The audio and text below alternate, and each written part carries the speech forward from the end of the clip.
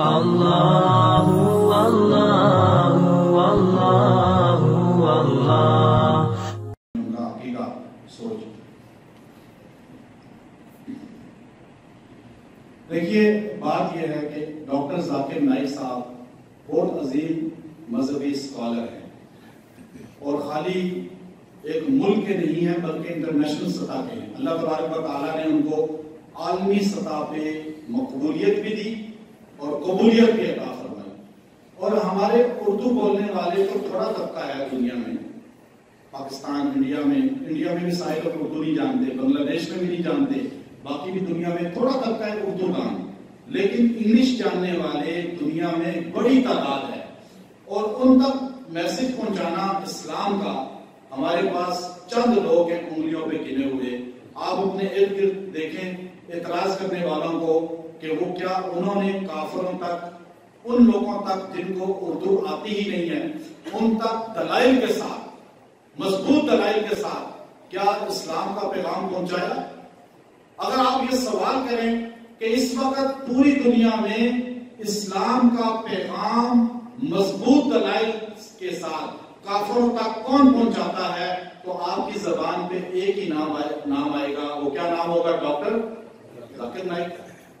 اب اللہ تعالیٰ نے ان کو بہت مقبولیت دی ہے. میری ملائیشیا میں بھی ملاقات ہوئی ان سے، اور چونکہ بڑی قریب سے ملاقات ہوئی، بڑا کلوز ملاقات ہوئی، بڑے قریب سے ان کے ساتھ بیٹھنا، بات چیت کرنا، گفتگو کرنا، پھر ان کی باتیں سمجھنا، اپنی باتیں ان تک پہنچانا.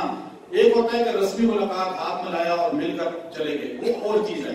ایک ہے کہ آپ ٹائم دیں، آپ کے ساتھ بیٹھیں، آپ میری بات نہیں سنیں گے، میں آپ کی بات نہیں سنوں گا، تو آپ کو کیسے پتا چلے گا کہ غلط کیا ٹھیک ہے؟ ہمارے یہاں پراپگنڈا زیادہ کیا جاتا ہے. ڈاکٹر ذاکر نائک ایک عاجز انسان ہے، مسکین انسان ہے، سادہ طبیعت کے مزاج کے انسان ہے. وہ انسان جس کو بادشاہ دنیا کے پروٹوکول دیتے ہیں. ملائیشیا کے اندر ان کو وزیر اعظم کے برابر پروٹوکول ملا ہوا ہے. وہ جب چلتے ہیں ان کے ساتھ گاڑیاں حکومت کی طرف سے، اور ان کو کئی حکومتیں نیشنلٹی دینے کے لیے کہتی ہیں آپ تشریف لائیں، اور ان کے بیان کے اندر ملائیشین لوگ لاکھوں کی تعداد میں جمع ہو جاتے ہیں اور اتنی محبت کرتے ہیں ان سے. اور دنیا کے دیگر یورپ کے اندر، افریقہ کے اندر، جرمنی، آپ پورے دنیا میں دیکھیں ان سے محبت کرتے ہیں.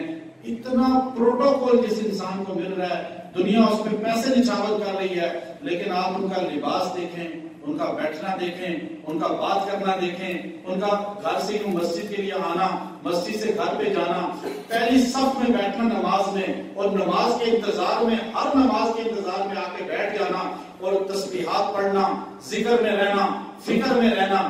یہ چیز اللہ نے ان کو عطا فرمائی ہے. اب اگر یہ سارے کام کر کے کافروں کو مسلمان کر رہے ہیں، کافروں کے اشکالات دور کر رہے ہیں، تو ہمیں ان کا دعا کر کے تو کم از کم معاون بننا چاہیے نا. ہم تو تنقید کرنے والی قوم ہیں، ہم تو اچھے بندے پہ تنقید کرتے ہیں اور برے آدمی کو سپورٹ کرتے ہیں. ہمارا مزاج ایسا بن گیا بغیر تحقیق کے، اور اتنی محبت کرتے ہیں ماشاءاللہ. اب ان سے ٹائم لیا جتنا ہم نے، تو اس سے کئی گنا زیادہ ٹائم ہمارا لگ گیا. بالکل انہوں نے، حالانکہ ان کے بندے جو ساتھ دائیں بائیں تھے وہ بڑے پریشان ہو رہے تھے، کیونکہ ان کی میٹنگز ہوتی ہیں، ریکارڈنگ ہوتی ہیں، میڈیا آیا ہوتا ہے، بڑی مشغولیت ہوتی ہے. لیکن ایک لمحے کے لیے بھی انہوں نے اپنا جو ہے کوئی توجہ میرے سے ہٹائی نہیں، بلکہ بڑی محبت کے ساتھ بات کرتے رہے، سنتے رہے، دکھ کا اظہار کرتے رہے عالمی سطح پر مسلمانوں کے حالات کا. تو یہ جملہ ان کی زبان پہ تھا کہ مجھے سب سے زیادہ محبت کرنے والے پاکستان کے لوگ ہیں.